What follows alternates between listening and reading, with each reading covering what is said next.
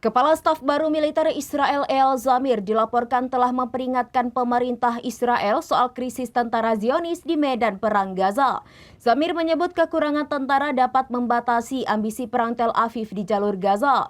Zamir mengatakan kepada Perdana Menteri Benjamin Netanyahu dan kabinetnya bahwa strategi militer saja tidak dapat memenuhi semua tujuan perang di Gaza.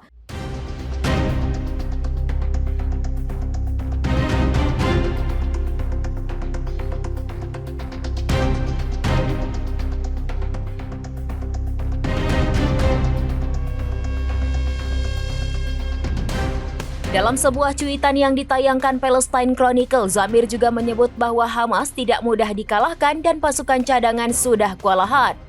Laporan tersebut mengutip pernyataan seorang pejabat senior pertahanan yang mengatakan bahwa Zamir tidak menutup-nutupi fakta.